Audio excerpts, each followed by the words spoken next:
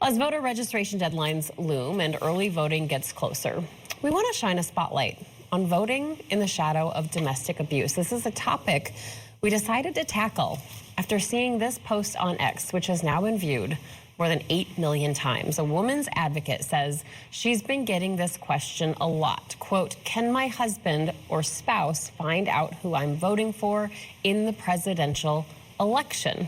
So some key facts here. State laws vary, but while your name, address, and party registration may be publicly available, who you vote for in a presidential election is not public. But this is a challenge that Melissa Skaya knows well. She's a Minnesota-based intervention practitioner and trainer at the Domestic Abuse Project, and she joins us now live. So thank you for being with us, Melissa. This post just stood out to our America Tonight team. And while we know that who we vote for is not public, talk about the real fear that some women are up against over this. Yeah, I think that what this tweet, really highlights, right, for victims is that what they want to do, what they really think isn't safe for them to express. And so a lot of victims and women I've worked with have had to agree with their partner for their own safety or say, yes, I think that too. You're right. That's how the world should be run. That's how it should go, because it's not safe for them to say what they really think. And so the expectation is that their husband, their boyfriend, is the leader in the house or the leader in the relationship, and they're expected to fall in line. And so even though, we know that who you vote for isn't public, are there ways around this? I know I read one anecdote from a poll worker who said that it wasn't uncommon for men to say, oh, I need to go into the voting booth with my wife. Can they actually do that in some places? Yeah, I don't know, but, you have me thinking about this a little bit, as a person who just voted yesterday in the primary. The spaces, at least in Minnesota where I live, they're not super private, I have to say. They're not like fully enclosed. They kind of have like these little blinder things sort of on them.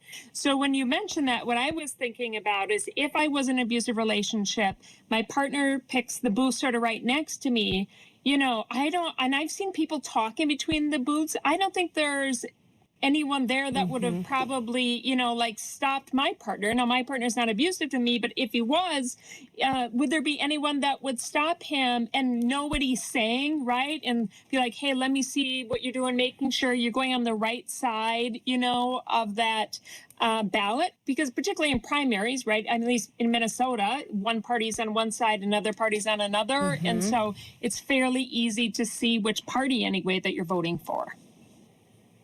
Yeah, it's a great point. And then also the fear of, women not even voting at all because they don't want their spouse to find out about this. I guess when I think about this, I think about this huge block of female voters who've been galvanized to the polls over issues that directly affect them, specifically reproductive issues, for instance, no matter where you fall on that, very, very important for women.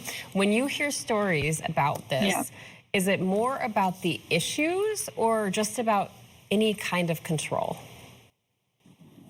Yeah, my experience is that, domestic violence, most people think of the physical aspect of it, but the reality is that if you ask any victim, that is really wide and varied. Some victims experience physical violence every day. Others experience it every once in a while, but most victims are experiencing controlling tactics all the time by their partners. And a lot of those are hard for other people to sort of even know that that's what it is. And so my experience is that this time in the culture, right, and this time in our calendar, election time, is just another time where abusers are seeking and expecting, their partners to fall in line and do what they tell them to do. Okay, so help us understand, because this was something that so many of us on our team here really hadn't thought about. What else are we misunderstanding or not thinking about when it comes to domestic violence and these situations? And what do you wish that, a large swath of Americans better understood about this?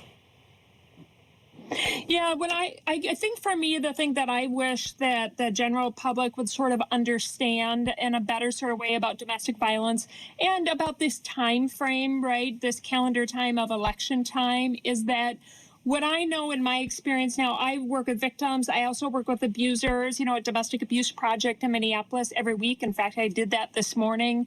And what I know is that the language that gets used about groups of people matter. Right. And so when women get called crazy, for example, it becomes permission, right, for those who are causing harm to say it more. And so leadership matters.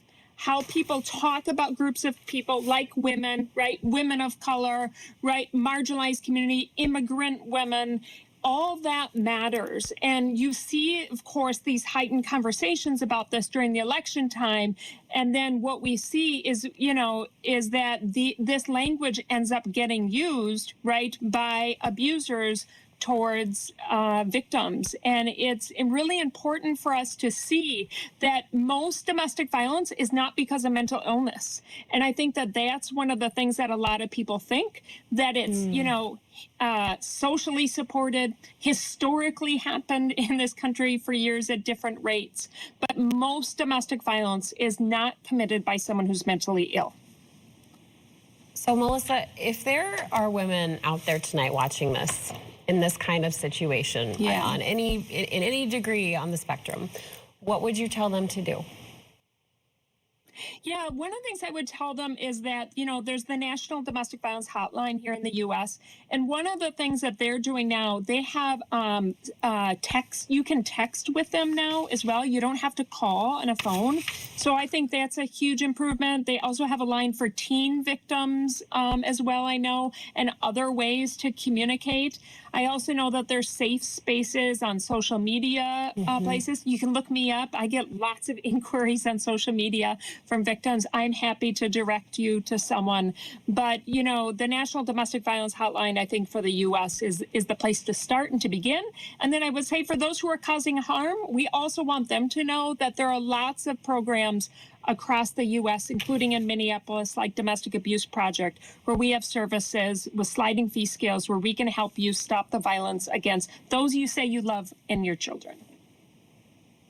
Okay, Melissa Skaya, we so appreciate your time. And as a reminder, she just went over this, but help is available 24/7. The National Domestic Violence Hotline, again, 1-800-799-7233. It's also available by texting BEGIN to 88788. Melissa Skaya, thank you so much for your time tonight.